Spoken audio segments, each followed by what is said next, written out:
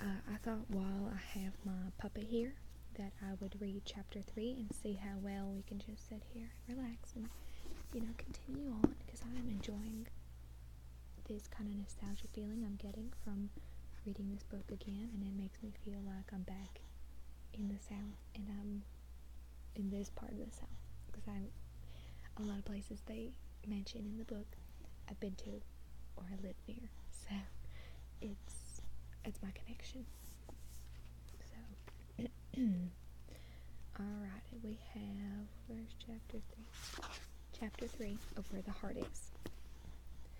Willie Jack ran out of his money to Macamari. The Plymouth ran out of gas 80 miles later. When the needle on the gas gauge crawled over the E, he dug in his pockets to count his change, 94 cents. He regretted giving Novalee the tan, which would have gotten him closer to California, but he quickly shrugged that off. Willie Jack was not one to linger on regret. He was able to let the car coast to a grove of pines well off the shoulder of the road. He locked his cardboard suitcase in the trunk, then pulled out the seats, front and back, searching for lost coins. He found 2 quarters, a dime, 3 pennies, and his roach clip. He hadn't walked far before he realized he had left his dark glasses on the dash. More than the heat, he was bothered by the glare of the sun, which produced a finger of pain jabbing at his eyes. He tried to hitch a ride, but the truckers having gotten up speed coming off the Pesco Mesa, roared past, creating small whirlwinds of dust and grit, leaving him grinding sand between his teeth. Few other vehicles were on the road. Pickups with whole flat families crowded into cabs, RVs, their windows plastered with bumper stickers that said senior citizens on board. Not the kind of drivers to stop for hitchhiking. Once a banged up little VW full of teenagers slowed and pulled, even with Willie Jack, a redhead with crooked teeth, leaned out the window and smiled. "Excuse me, sir," he said. Would you have any grape upon?" "What? Gray what?" But the car already started to speed away, the sounds of laughter spilling out behind. Now I hate this word. I don't want to say it, but he calls them like a phallic word, and then sucker. Willie Jack shouted. The redhead leaned out the window and blew Willie Jack a kiss. Willie Jack gave him the finger. He yelled the same word out again, but they were far down the highway by then. The heat was beginning to bother him. His mouth was dry, his head pounding. At the top of a rise he spotted a pond, but it was a mile or so back from the highway. He didn't have a plan for getting gas or money, but when he saw the sign that said Santa Rosa 3 miles, he figured that was a better option than walking to Bakersfield. Just before the exit, another sign announced gas, food, and lodging ahead, but Willie Jack never made it to any of the 3. He never made it past a bar called Tom Pony's, a squat concrete building painted the color of weak coffee. Willie Jack was afraid the place might be closed. An old pickup parked in front was missing the 2 rear tires and had been there for a while. The neon signs of the building were unlit and looked dark behind the windows, but he could hear the sounds of music playing inside, a steel guitar sliding across the edges of a song. He tried the door, but it was locked. Then he went to the window, rubbed away a circle of grime, cupped his hands around his eyes, and peered inside. In a few seconds, his vision adjusted enough for him to realize he was staring at another pair of eyes on the other side of the glass. "Jesus," he yelled as he jumped back. I don't like that name in vain, just saying. He heard someone inside laughing. A moment later, a lock clicked and the door opened, but just inches. He moved into it tentatively, then leaned in a little closer. That's when the door flew open and a hand reached out, grabbed Willie Jack, and pulled him inside. "What the hell you think you're doing picking in my window?" A girl who looked about 12 or 13 had a hold of him. She had short cropped hair, a beak of a nose, a thin, sharp face dotted with pimples. Willie Jack almost laughed at how ugly she was, lean and stringy. She reminded him of pictures he had seen on television, of pictures of starving people in Africa, except this girl was white and strong. "You can get shot doing that, you know." "Look," he said, brushing her hand off his arm. "It's not like I was picking your bedroom or anything. This isn't a house." "How do you know it's not, Mr. Smartypants?" "Well, is it? What does it look like?" Willie Jack scanned the room, but without interest. He had spent 1,000 nights in such places, but never saw in them more than he saw in this one. Jukebox, pool table, bar, girl. He never saw the cracked plastic, or the splattered walls, or the torn rawhide, or the yellowed pictures of Indians, haggard and beaten. It means Native American. He couldn't see the gleam and the shine of things still new, already dulled and scarred, like the girl. So is this place open or not? If we were closed, you wouldn't be here, would you? All I want, what I'm after, is just a cold beer. Well, that's what we sell. She went behind the bar, drew a beer, and slid across the counter to him. He drank most of it in one swallow. So where are you from? She asked. Nashville. Tennessee? I don't know of but one Nashville, and it's in Tennessee. Just saying, there's Nashville, Arkansas. I have friends from there. You're a smart-ass, ain't ya? Willie Jack grinned. From somewhere in the back, in a room behind the bar, Willie Jack heard a toilet flush. You know who you look like when you smile, she said. John Cougar Mellencamp. Anyone ever tell you that before? Sure, lots of people. You know why? 'Cause he's my brother. Bullshit, he ain't your brother. That's right, my mama thinks he is. You're not. Willie Jack finished the beer and held the empty glass out to her. Show me your driver's license. Why, you a cop? She laughed then, and Willie Jack saw that she was missing her 2 front teeth. The gums where the teeth should have been were deep red, like she put lipstick in that place. Willie Jack was surprised to feel the beginning of an erection. She filled his glass and handed it back to him. Come on, prove you're who you say. Wish I could. I knew that was bullshit. Some son of a bitch stole my wallet last night, right out of my hotel room. Money, credit cards, the works. You mean you don't have no money? How you gonna pay for me for them 2 bears? Oh, I got a little change. Willie Jack acted like he was going for his pocket. That's okay, they're on the house. Jolene? The voice from the back room, a woman with a husky, flat voice. The girl squinched up her eyes and made a face like she'd gotten a mouthful of raw eggs. Yes, ma'am? You feel the salt shakers? Yes, I did. The girl grabbed a sack of Morton salt from a shelf behind her and then twisted the tops off a couple of chunky plastic shakers on the bar. She upended the salt and waved the sack back and forth above the shakers. Jolene, the woman called again. The girl grinned at Willie Jack as the salt spilled over the shakers and onto the counter. She held the sack until it was empty. The shakers buried beneath a pound of salt. Jolene, the voice was more insistent now. What? Put the rest of the Coors and Millers in the case, the woman yelled. Okay. The girl walked into the curtained area at one end of the bar and returned with 2 cases of beer, one on top of the other. She handled the cases easily without strain. Willie Jack watched as she opened the cold case behind the bar and began loading the hot beer into it. Her jeans pulled up tight into her crotch each time she bent forward, but that wasn't what excited him. It was the space in her mouth where she had lost her 2 front teeth. Oh my God. You a magician too? She asked. Yeah, I got a gig in Las Vegas if I can get there by tomorrow night. Why, it ain't but 8 hours, and that's doing the speed limit. Hell, I ain't good at speed limits, but Jolene, the girl held her finger to her lips, signaled to Willie Jack to be quiet, but he didn't need a signal. He could hear the impatience in the woman's voice. No, you talking to someone out there? No, Jolene rolled her eyes in disgust. I'm just singing. You can make it easy in 8 hours, the girl whispered to Willie Jack. But my car's out on the highway out of gas, and I don't have any cash, no credit cards. Why don't you call your brother? That's the problem. He's in London, on tour. Then call your wife. Don't have one. Girlfriend? No, that's over. I dumped her. You could hitchhike, unless you think you're too good. I've done my share of it, but I can't leave my car. Maybe I can help you out. How's that? I got some money. I sure would. What the hell's going on? The voice from the back belonged to a heavy-set woman standing at the door. She was wearing a man's undershirt, black lace underpants, and a pink Reeboks. You open up, Jolene? No, ma'am, but you the one that decides when we open, huh? You setting the hours now? The woman crossed the bar, got right in the girl's face.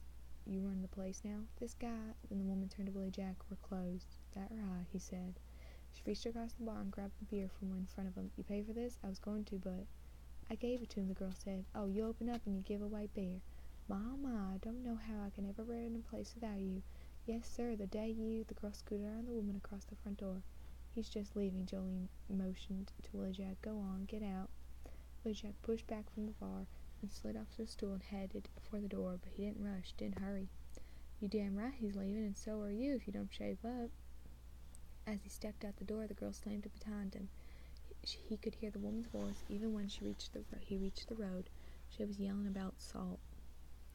On his way to town, he passed several trailer houses set back on treeless lots, a roadside fruit stand abandoned, and a burned barn in a thick field with sagebush.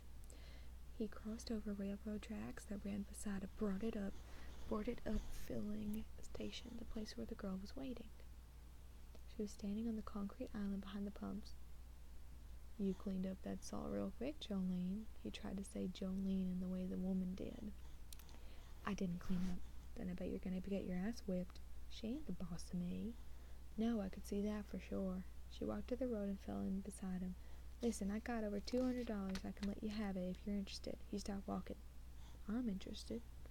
But you've got to take me with you. Take me to Las Vegas. Like hell, they get me for kidnapping. I'm no kid, I'm 19. And I'm Elvis. Well, I'm older than I look. What do you mean, take you with me? Let me come with you, help you in Las Vegas. Help you with what? With your equipment, instruments and stuff. I'm strong, I can lift speakers, amplifiers. Hell, I can move a piano all by myself. She picked at her shirt as she talked. Willie Jack had the feeling she was about to push up her sleeves and show him her muscles.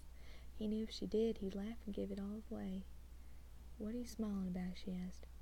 About how nice it would to have someone with me, someone to take care of my costumes, sew on sequins, buttons, stuff like that. Yeah, and I can run errands, take your phone calls, anything. Okay, let's do it. She smiled then, a smile that crinkled her eyes up, pulled her lips back tight against her teeth, and he saw again that empty space in front of her mouth. Let's go, he said. Well, I can't go right now. Why not? I've got to go get the money, some clothes, take care of a couple things. Well, when can you go? Tonight? What the hell am I supposed to do all day? Stand out here in the sun and jerk off? I don't know. Go to the park, look around, just go somewhere, then I'll meet you at the high school. Where the hell's the high school? Right in the middle of town. You'll see it. There ain't that much town.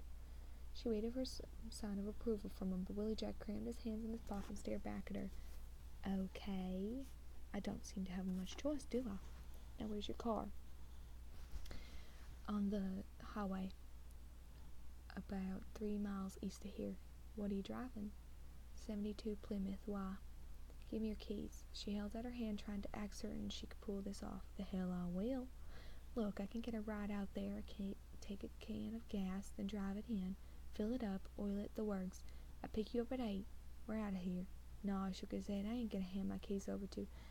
You think I'm gonna steal a 72 Plymouth? Shit, let's forget it. She turned around and started back down the road. Just forget the whole thing. Okay, Willie Jack yelled. Let's do it. But the girl kept walking away from him. He hurried to catch her and then dangled the keys in front of her. I said, let's do it. His voice had a harder edge to it then.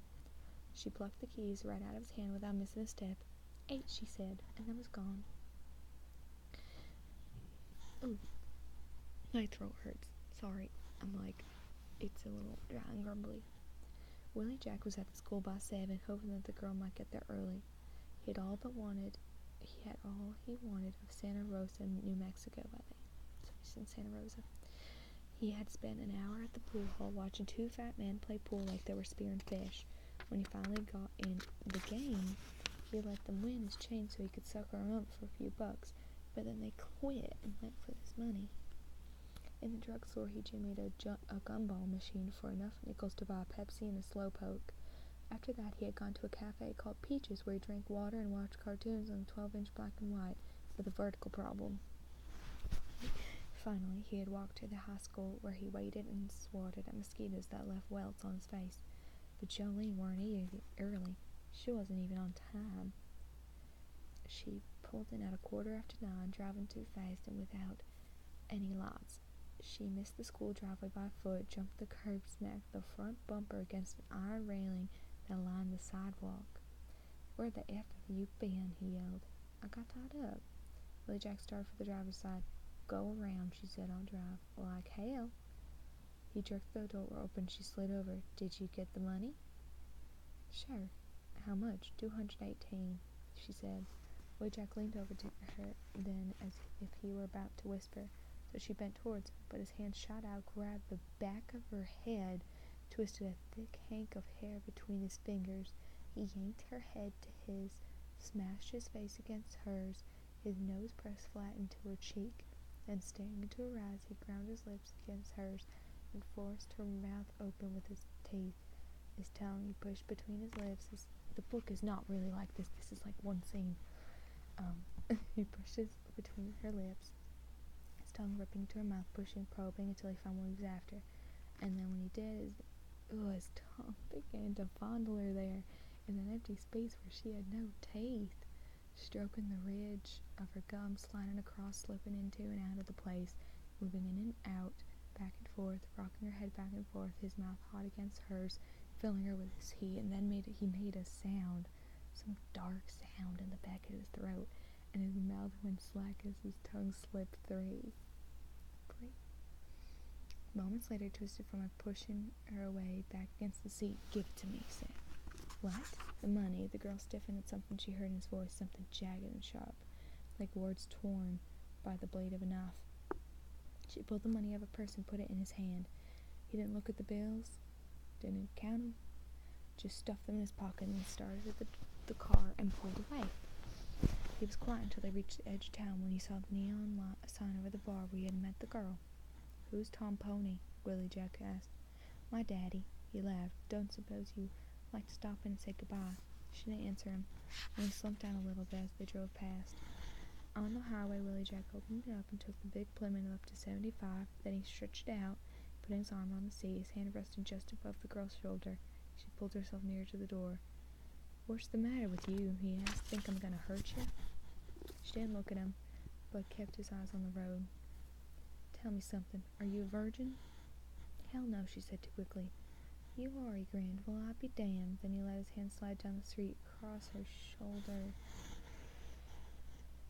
and onto his chest, where he ran his fingers across her chest. "I'll be damned, got me a virgin. Well, we'll have to do something about that, won't we?" That's so cringy. And that's when he saw the lights flash in his rear view mirror. He slowed down, hoping the vehicle would go around him, hoping it was after someone else, but he knew better. Then he heard the siren. "Oh shit," the girl said. Willie Jack pulled off the shoulder and stopped, then waited while the sheriff crawled out of his car and walked up to the Plymouth. "Like to see your driver's license, sir?" Willie Jack reached into his back pocket and got his wallet. "Thought you got that stole," the girl whispered. Willie Jack scowled at her as he handed his license through the window and waited while the sheriff studied it in the beam of his flashlight. "What did I do?" Willie Jack asked, but the sheriff had walked back to the car where he was copying the license tag number onto a ticket. "You lied to me about your wallet, didn't you?" the girl asked. "I took care of it today." "How? How'd you take care of it? Look, let's pull together on this, okay? Both want the same thing, don't we? To go to Las Vegas together." He reached back in the seat for her hand. "Right?" The lights from the patrol car cast his face in a neon hue. "Isn't that right?" he asked as he tightened his hold on her hand. Willie Jack turned when he heard the swish of a gabardine at the window. "You just passing through, Mr. Pickens?" "He's with me, Frank," the girl said. The sheriff bent down and flashed his light across the seat.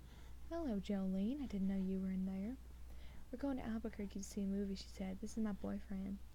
"I see." Then he directed the light into the back seat. Jolene had loaded with boxes and suitcases. Clothes hung from the hook over the back door. The floor was a jumble of shoes. "You're taking a lot of stuff, just going to a movie." "We're going to stop at the laundromat, do some washing. Wonder if y'all won't mind stepping outside the car." Willie Jack took his time, but the girl scrambled out too fast, too eager to cooperate. When the lights of a passing car moved over them, she ducked her head. "How long you been in town, Mr. Pickens?" "Not long," Willie Jack answered. "Just a few days," Jolene said. "3 or 4. "Sir, would you mind to open the trunk for me?" Willie Jack leaned across the window, grabbed the keys, then went to the back and unlocked the trunk. It was more the way he left it, except his suitcase was open. There was a plastic garbage bag inside. The sheriff pushed things around inside the suitcase, then untied the bag and rummaged through it for a couple seconds. "You smoke, Mr. Bacon?" "Yeah." "What brand?" Willie Jack pulled out a pack of Marlboros from his shirt pocket and then held them out for the sheriff to see.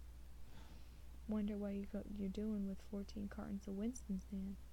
"What?" Willie Jack's voice sounded squeezed. "They're not mine." Then the sheriff looked to Jolene. "I don't smoke," she said.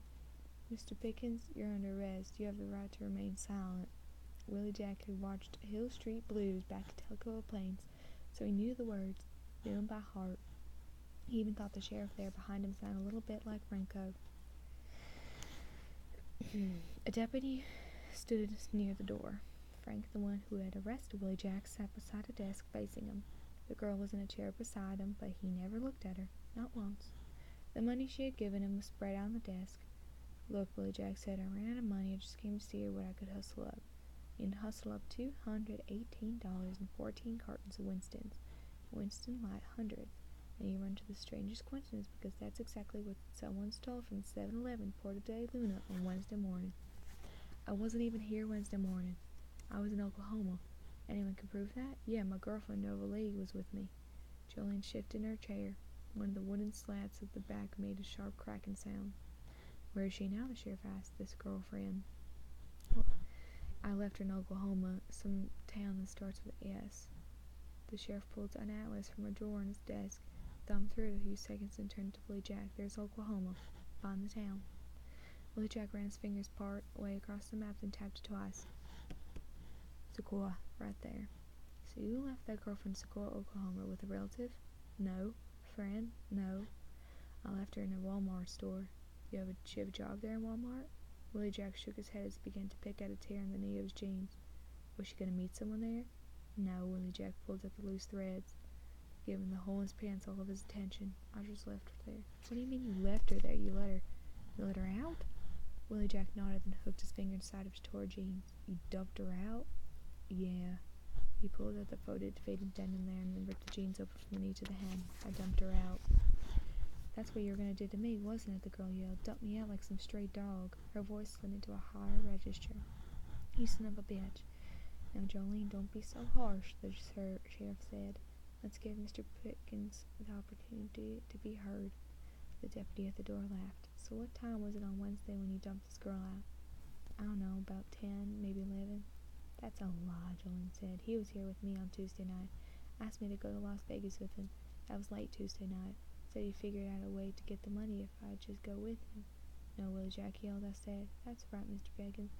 You said, but can you prove it?" The sheriff stared at Willie Jack for a moment, then raised his eyes to the other man beside the door. When he looked back at Willie Jack, he was shaking his head. "You're a piece of work. Let me call, see if I can find her." "Call where? The Walmart store?"